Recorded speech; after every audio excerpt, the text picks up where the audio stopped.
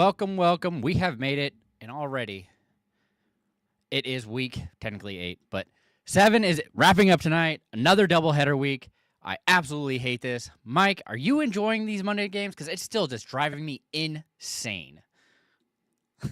I'm not. I mean, luckily, again, both of us were in mountain time, so we don't have to stay up too late. But still, the game starts at 8 and finishes 11:30. It's just like, that's pretty late. I mean, for a game to be finishing up, East Coast, it's crazy.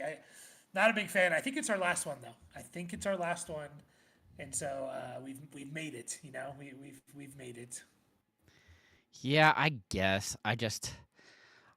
We also get 2 weeks off of the early morning Sunday games. But then they're back in Berlin, which what the heck, man? These I know. money grabs are driving crazy. That's really what it's coming down to. Yeah, yeah. I mean, just wait. We're gonna get a 16. We're gonna get a 16 game, or I guess 17 weeks. Every week there's gonna be an international game, and it's gonna be like its own package for streaming or something like that. The international package, and I just have a feeling it's coming. Yeah, I'm not looking forward to that whatsoever. No. So, all right. Well, we are here to help you guys figure out what is going on in this crazy world. On by this week, you won't have any Lions, Raiders, Rams, Cardinals, Seahawks, or Jaguars. So it's going to be very interesting to see how this ends up working out. Ranking people is going to get a lot more difficult because you're going to have much fewer options. Outside of that, though, we are going to try and help you find those diamonds in the rough. And luckily, there's one guy I'm actually okay with. Probably one of the least rostered players for quarterback, and it's Joe Flacco taking on the Jets. That game is not one I want to watch, but Flacco slinging it, I'm all for it. I'm very curious to see if they continue to bench Fields, or I kind of doubt it, but Flacco's definitely showed what he can do, and it's going to be an interesting matchup, and probably if you're looking this late, you're definitely in trouble, but I'm more curious about your answer here, Mike, because it's somebody that is controversial. So let's hear it. I mean, it's Jackson Dart. Like, this is probably your last week if you want to grab him. Probably your last week for at least the next couple of weeks. That I don't think you're going to be able to get him. He's still under what is he, 40? I think he's 43.3%. So that's going to go above the 50%. So we're not going to be talking about him, at least unless he just kind of falls off a cliff. But he's been awesome since taking over. He's the QB4 in total points, QB5 in points per game. He's put up two 20-point games, 19.8 and 17.6 in 4 point per passing touchdown, and it comes from the rushing.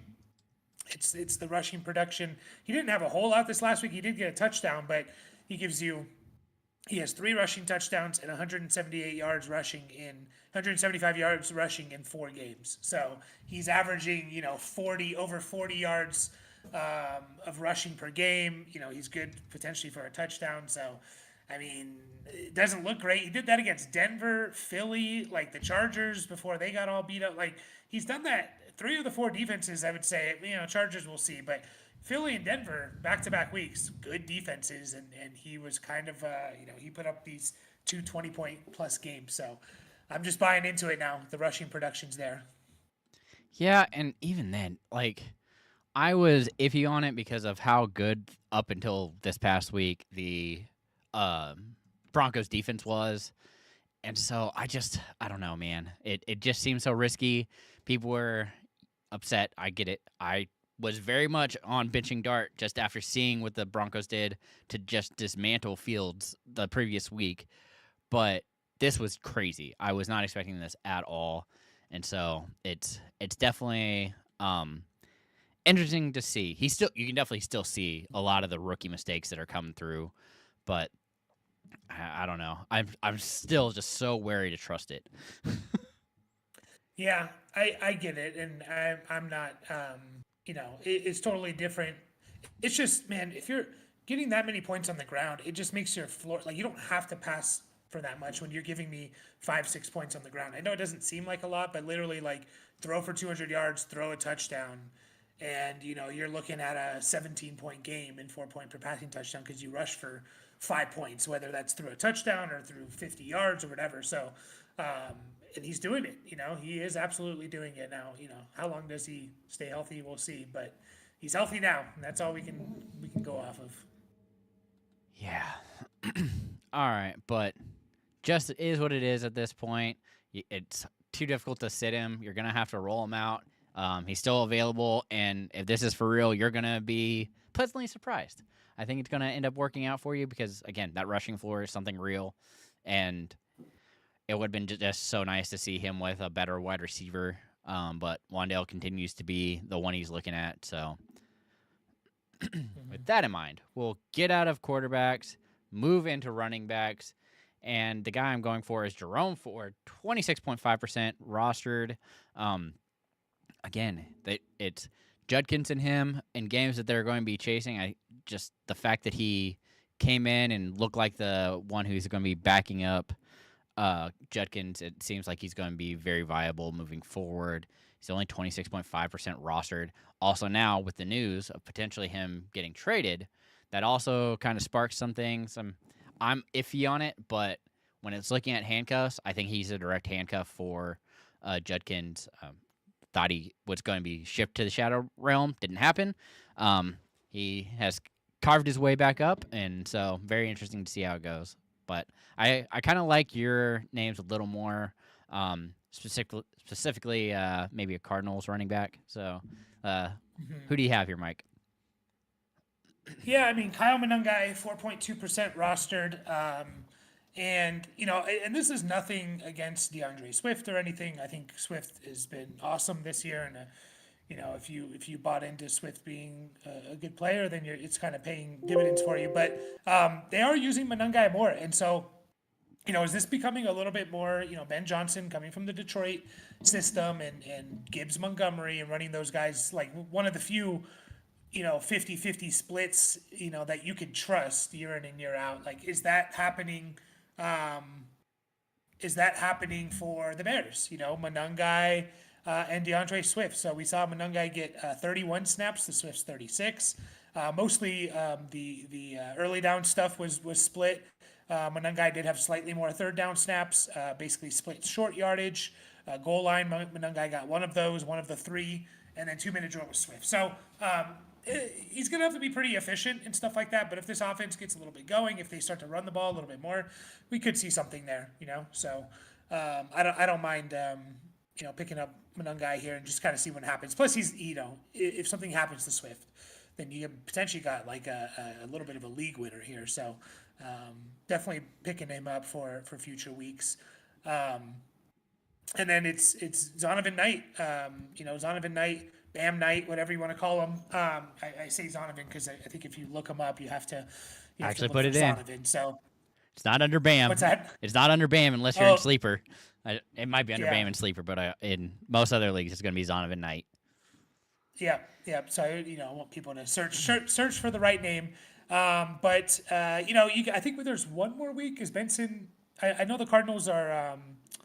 They're on a bye, right? Did you mention Yep. them on the bye week? Yep. Yeah, and then Benson has at least one more week. Like Benson's eligible in week 10, I guess that would be.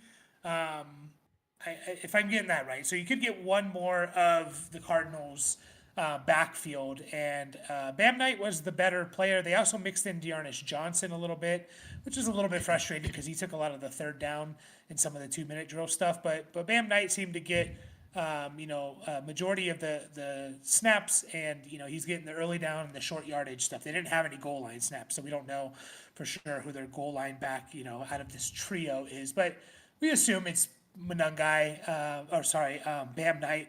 I still got Monangai on my mind. I'm excited. But yeah, so something to potentially go for looking ahead. If you want to get ahead of it, a lot of people are going to be focused on players that can help them this coming week because of all the buys. If you're a team who somehow you're kind of surviving this bye week and don't need a lot of players, maybe start looking ahead a week and some of the teams on a bye and picking up and scooping up these players for relatively cheap. Yeah.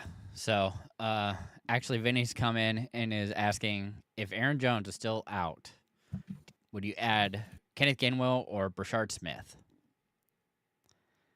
If who's still out? Aaron Jones Yeah, because would we're be. still not sure if I haven't heard any news recently of him even Mhm. practicing or if they're thinking about opening the window. I haven't seen anything on that yet, and so, and this should be his fourth week, so it's going to be very interesting to see how that works out. But assuming he's out, would you prefer Gainwell or Smith? Um, I don't know. It's tough. I feel like the Chiefs really want to make Brashard Smith a thing. I'm for it. You know, I was kind of in on Brashard Smith, like a deeper dynasty stash, and kind of, mentioning that he, could play the McKinnon role. He has obviously, if you look at his box score, you're going to see 14 carries. The Chiefs were taking knees, and Mahomes was benched, not benched, but they took their starters out before the end of the third. That's how bad of that a game that was. So a lot of that came in that span there. But he did have 5 catches, so I'd probably go Brashard Smith. I think he has a better opportunity for goal line work and potentially getting into the end zone. So I think I would go with Brashard Smith. So sucks for Gainwell. Like he had one of the better rushing games we've seen in his career, and then for the Steelers, and then Warren comes back and kind of takes all that away. I don't know if you can really trust Gainwell at this point, but just not giving him enough touches. Yeah, it's definitely a struggle for sure, and I agree. It's going to be Brashard Smith for me as well. Even during the game, you kind of see the fact that it's him being used in random spurts when they really want a big play. They're kind of throwing him in there. It He's used as one of the potential jet sweep guys. He's been used as a screen player, and he really ends up finding good holes and bursting through them. So it's very interesting to see how that's going to work out. And then Daniel Eberhardt asked, "What about Pacheco? Is he back on track and a grab if he got dropped?" I think so. Yeah. Yeah, I would, and we don't know Kareem Hunt. I know he came back in that game, but a lot of times with those ankle injuries, adrenaline rushing, like, and you're in your gear, and your shoes are tight, and you get out of your gear, and adrenaline stops pumping, like that thing swells up. So, Kareem Hunt could miss some time potentially. Well, and I said that last week because I saw the Uh, same thing last week. He kind of got banged up, and they took him out, and Brashard Smith got the uptick, and so, and of course, Pacheco gets his carries as well. But with the fact that Rice is back, I think you kind of want to roster Pacheco if possible. Kind of really depends on what you're dropping, but don't think it's that big of an issue. So, no, oh, I don't think so. Pacheco's still going to be hard to trust. He's still going to be a little bit of a touchdown or bust type of player because I think they're going to use Brashard Smith in the passing game. So if Kareem Hunt's out, I mean, I would pick up Pacheco, but if Kareem Hunt is not out, I don't think you're starting Pacheco unless you're just absolutely desperate. yeah. All right. Well, that'll wrap up our running back talk. We'll move into wide receivers, and my first one's going to be kind of iffy because it's really based on the fact that I think Young's going to be out, so Andy Dalton's going to be playing. And so Xavier Legette, 14.2% roster currently. It's somebody that Dalton has a connection with. He saw him a lot last year. You saw his uptick very consistent last year. All the plays were going to him, and with Dalton right back in it this week, you saw him, of course, have his best game of the year, which shouldn't be surprising because Dalton looks for him. He's a big target and hard to miss. And then I'm going to team that the Chargers just got beat by, and looking at their wide receiver core, and Alec Pierce is, when he is healthy, he is a monster. It really only takes one play. He's going to go for a big gain and usually score, and that happened again this week. He's 8.1% rostered. I've been saying it every week that he is healthy. I like him as an option because that's really all it takes, and this offense is moving. And even in blowouts, they will throw at least one to him and give him this opportunity, and he just takes advantage. So very curious to see how that works out. But you have somebody you prefer? I like both those calls a lot. I mean, I like Leggett. I mean, former first round pick, wide receiver. Like, these guys can take time to develop. But I'm not saying he's going to be what he's been or what he was, this last game. But it's someone to keep an eye on. I like the Alec Pierce, especially if Josh Downs is out, because Downs missed this last game, right? So, 10 targets for Pierce is fantastic. So love both of those. Yeah, receivers have been pretty good. I wrote epic. I meant Elic. A little sneak peek there. But anyways, receivers have been really good for waiver wires this week. There's like they've been good for waiver wires because maybe a little bit they've been bad for the guys we drafted. I think it's a little bit of that, which is unfortunate. But Kayshawn Booty, like we got to bring him up. Drake May's just on fire right now. He's playing as one of the better quarterbacks in the league. His deep ball accuracy and efficiency is like insane, and that's basically going to Booty. Like he's catching the long ones from Drake May. So it's tough to trust because he's a little bit Alec Pierce ish, but Yep. Alex Pierce I think is a little bit more proven, and Alec Pierce is I think he's going to get more than just those deep ball targets, but like he's also guaranteed like a couple of them. Whereas I don't know if Booty is going to be, but we've seen two back-to-back good games. He started off the year with a good game, so maybe someone to just think about, like especially in these bye weeks. Like a lot of times, if you're down bad, like you just got hit by buys this week, and you say, you know what, like I'm probably gonna lose. The only way I can win is if like someone like Kayshawn Booty gives me three for 80 and a touchdown, and I have a chance, and he's the guy that can do that. So sometimes it's like, why am I going to play, fill in the blank player who's going to give me 8 points when I'm already going to lose anyways? Might as well shoot for a little bit of upside. So, Alec Iomanner, with the Ridley injury, and I don't know, we want to see a little bit more from, I think Cam Ward probably played one of his better games just in terms of like completion percentage and stuff like that. We did see 5 targets for Alec Iomanner. I think the Patriots defense is also pretty good, so we got to keep that in mind as well. But they get Colts, Chargers the next couple of weeks, so I don't know. It's just a young player who has shown an ability to get targets, so maybe something develops there. But it doesn't really seem like anything's really developing with the Titans at all. Um, you Oh, they got just lost the Lockett. Does Commanders. that help some, right? Yeah, I'm not sure. Yeah, Lockett. Like I know he was kind of playing as like the third wide receiver, but he wasn't. It definitely doesn't hurt. That's for sure. So, yeah, they just let him go. So he's going to go sign with someone. We'll see. Chris Moore, and the Commanders guys, Chris Moore and Jalen Lane. They're the guys that are, if Debo Samuel and Terry McLaurin are going to miss more time, they're the ones that are playing. I know everyone wants it to be Luke McCaffrey. McCaffrey's not really playing enough. He's playing about 50% of the snaps, so you could take a shot on him, sure. But I tend when you're talking about this caliber of players, like I tend to just look at who's out there the majority of the time, right? If you're out there, like Chris Moore played 80% of the snaps. Jalen Lane, I think he was above 70% himself. We saw more with, he had a big catch in this game. So, two for 59, 3 for 46 and a touchdown the last 2 weeks. Jalen Lane is a rookie, so always like rookies because there's a little bit of like intrigue and upside there. He had 3 for 60 with 6 targets, so played in just under 70% of the snaps. So the Commanders guys, take a look at them. And then Jack Besh, another rookie. Jacoby Myers missed this game. Not sure how long he's going to miss. Also remember, he wanted to be traded before the season, and that might start popping back up again as we approach the trade deadline. Besh was the guy who benefited from that. He played in 90% of the snaps, 88.2. Like he's been playing in over 90% of the snaps the entire season.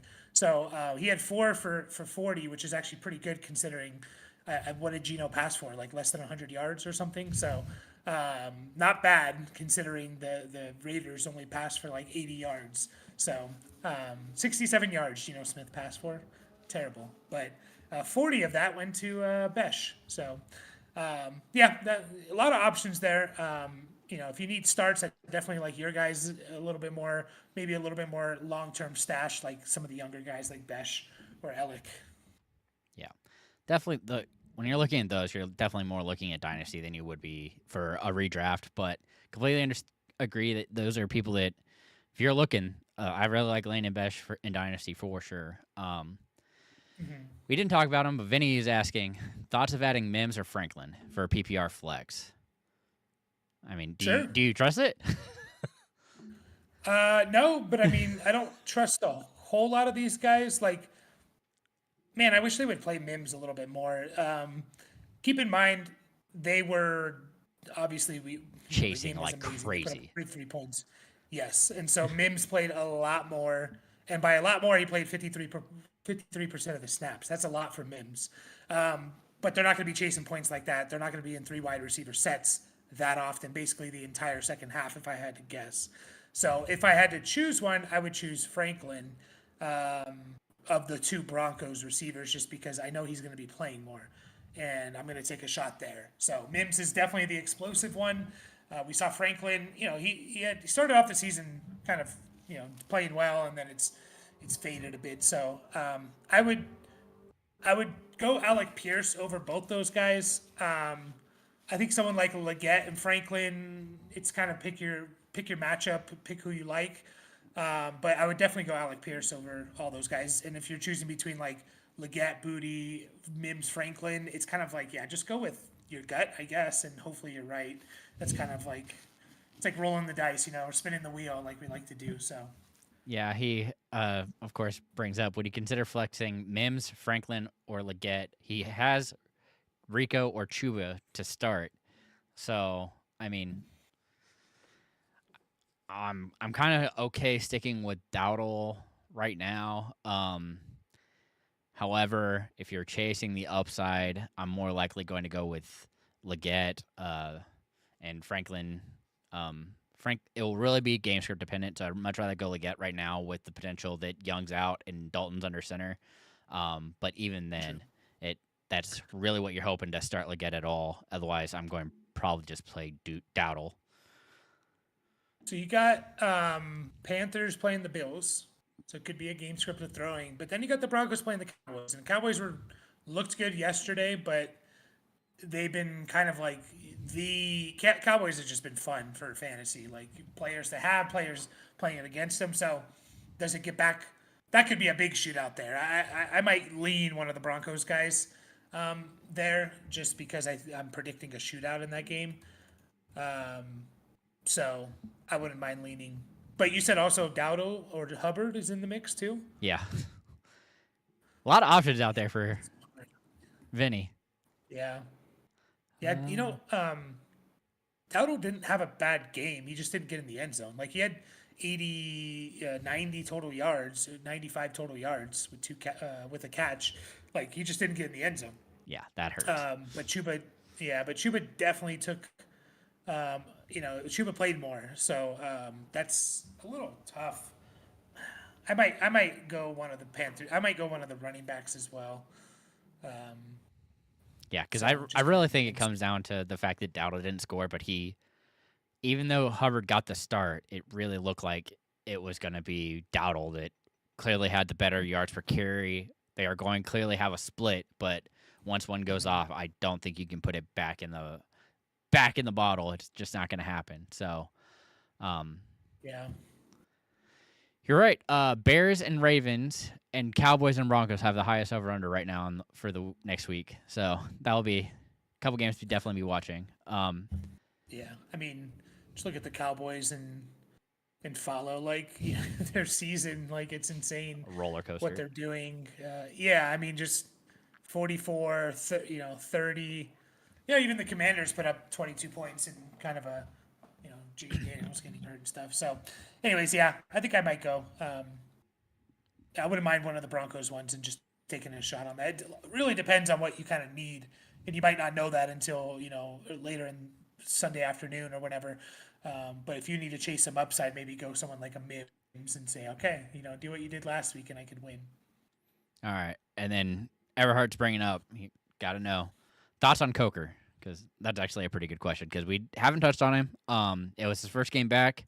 I did not like what I saw from his playing percentage, but Yeah, I do think he actually has helped the offense just even playing that small amount. He's been another player out there to kind of switch out with Sanders at playing slot and kind of open up a little more space. But right now for fantasy, I'm not in on it.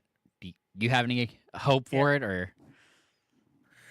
Um, I mean, I hope he's good, but it's it's one of those like it's always so hard when people are coming off of injuries because you're kind of like you want to see at least one good usage game before you start these guys. So I was just quickly kind of looking up Coker with Dalton last year.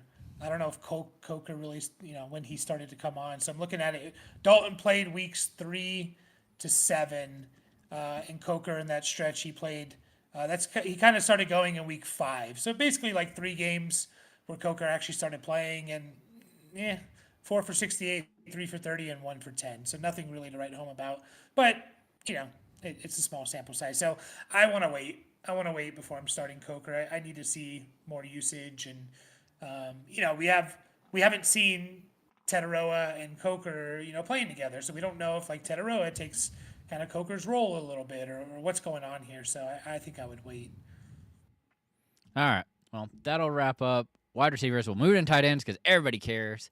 Um, Theo Johnson is the one I'm going with. 14.2% rostered. You brought up Jackson Dart. It was the next guy up with the most amount of targets, most amount of snaps. I'm rolling with it. So very curious to see how that works out. And again, just because he's there, it's definitely something you want to look at. I always bring it up how much rookie quarterbacks kind of seem to love their tight ends, and it doesn't seem to be changing. And thankfully, Wandale is also kind of a tight end esque kind of player anyway, but a little more shifty, which helps. So that's one I'm leaning on. But I also like your options. Of course, I see that you're going to lead off with our guy. So go ahead and talk about him. Yeah, I mean, Aronde Gadsden. It's interesting. Like I didn't expect Gadsden from year one to. It just didn't feel like a Harbaugh tight end. He's more of a receiver than a blocker, but you can't ignore 17 targets, 14 catches, and over 220 yards and a touchdown the last 2 weeks. Like that's really hard to ignore. Plus, he had another game early in the year, 5 for 50. So he is playing enough. He's meeting the threshold of tight end snap percentage that they need to play, which is above 70%, ideally above 80, but he's right around 75%, so he's there. Now Chargers threw the ball a crazy amount of times last week. Maybe they might have to do this. I don't know. Yeah, I don't think they have the guys that they on the team to run the ball. I think they need to just continue to put the ball into Herbert's hand to have a best chance of winning. So this could be a thing here for Gadsden, and he did it with Quentin Johnston back. That was my little bit of hesitation last week. Was Quentin Johnston wasn't there, right? And so I think with the offensive line injuries and they have no time to protect Herbert, it kind of hurts huge, and it helps a guy like Gadsden get more targets. So kind of crazy, but it's really really hard to ignore. So I would be Yeah, picking him up. I completely agree. It's Yeah, them go not ahead. having an O line really thinks it has boosted up him and Allen quite a bit because Yeah. they don't have the time. They don't have the time for to let the play develop and have that wide open QJ going down the field. So it definitely makes it harder. And until they get somebody back, hopefully Alt this week, but I'm kind of doubting it with the short week. So, but yeah, I really like Aronde Yeah. as well. Yeah.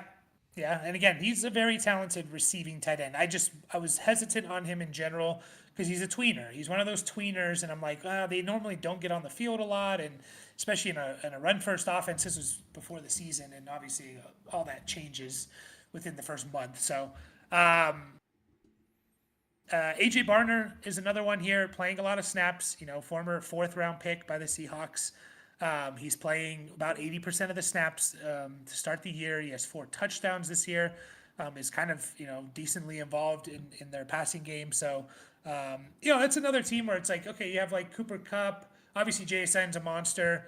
Cooper Cup is what he is. It's like they don't have like a consistent solidify. I mean, Cooper Cup is their second option, but he's not like he's not. It's not Chase and Higgins type of 1-2. It's Cup at his age. So Barner's I think going to continue to be involved in this offense, in my opinion. Colston Loveland, I will bring him up only because Cole Kmet may miss some time, and Cole Kmet he left. I think it was the third quarter with a back injury, so he didn't come back into the game. And that could open things up for Colston Loveland. Komet's been playing a lot, and that's just what he does because he's an all around, good tight end. but he's been playing, well over the first 4 weeks. He was playing basically 95% of the snaps. And so, unless you have two tight ends out there, which, they don't a whole lot in Chicago, so this could be potential for Colston Loveland. So wanted to throw him out there. There was Mason Taylor as well. We kind of talked about him. It was either last week or 2 weeks ago.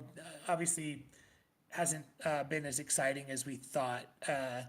He's still He running the came same off amount of snaps, and it's crazy how much he's yeah, playing and not getting used at all.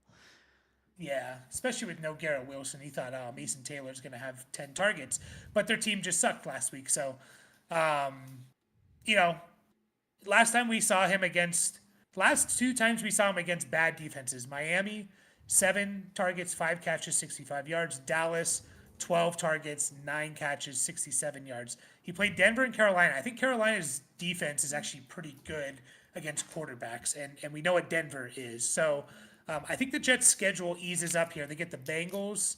Browns is tough. Maybe it doesn't ease up. They get Bengals, Browns, Patriots, which I don't love, but I love the Bengals matchup. And then Ravens, Falcons. So maybe he's just one of those guys. You look at the matchups and you say, okay, Bengals. I think I can start Mason Taylor here. So because, like you said, he's playing a lot. So yeah, I think I'd still take a shot on him. More as maybe a bench guy if you have space to hold two tight ends or whatever. Yep. All right. Well, we'll get out of tight ends and wrap up with our streams of the week for defenses. And you kind of touched on mine, but I'm taking the Cincinnati Bengals versus the Jets. The one defense that's so widely available. I'm going out on a limb. They looked really good against the Steelers. And I think the Jets are just in a place of disarray. And so with that in mind, I think the Bengals are going to be able to get after him. And that was even without Hendrickson. So if that's back, it's going to be interesting to kind of see how that works out. But it's definitely, I'm going deep dive. I'm going with the team that's widely available and hoping for the best. I think they could potentially get it done. So Sure. I like yours a little more. I think yours is a little safer than mine. Yeah, I mean, it's the Rams. They are. Oh, you know what? Oh no, they are. They're just under the 50%, 44.6. This is I think the third highest scoring defense in fantasy this year. Like, it's they're a good defense, and okay, they're coming off of playing. Are they playing? They are playing next week, right? I'm not. Oh no, they're on a bye next week, huh? The Yeah. Rams. Oh no. Okay. Well, Well, this is for future. yeah. Pick up the Rams. But anyways, they're widely available. They're the defense number 3. They could be even more available after this week. Get ahead of it if you can hold two defenses, or if you don't have your bye week this week. There was the other team that I was thinking, and now I've lost them here. Oh, yeah, I wanted to shout out. We got to give a nod to Steve. The Colts. I think they're over 50%. They're playing the Titans, so that's not a. If they're out there, they're not a bad option either. So yeah, it's not a great week because of all the teams on a bye, and a lot of like the good defenses or the good matchups are like good defenses that people have already. So I don't love a lot of these. So I like your call. Bengals going up against the Jets. Maybe Falcons against the Dolphins is another one to potentially target. Falcons are widely available under 10%, Yeah. and Dolphins are just. I can't believe McDaniels still has a job. So unless he got fired and I completely missed it, but Nope. Steve and I were talking about it today in the Discord, and he still has a job. But the other one I'm going to bring up because you could potentially stash in the night is the Buccaneers. They play the Saints next week. Yeah. I don't know if they're actually good, but we'll see. The Saints have actually been playing really well and been putting up points. They aren't turning the ball over, which isn't helping a lot of defenses. So you haven't seen a whole lot of them have high scoring games. But curious to see how it goes. But just throwing that one out there. Oh, got a question for tonight. Do you prefer flexing Charbonnet or Woody Marks? Ooh, Woody Marks or Charbonnet. Seahawks defense has been really good against like rushing running backs. Like they have, You look at their list and they're not allowing a lot, but he could do his damage to the passing game. Although we've only really seen like one game of that. Man, Charbonnet, I might go. Man, both these defenses are tough. Yeah, they're both really good against Charbonnet's the run. So you're kind of yeah. and they both split, which is even worse.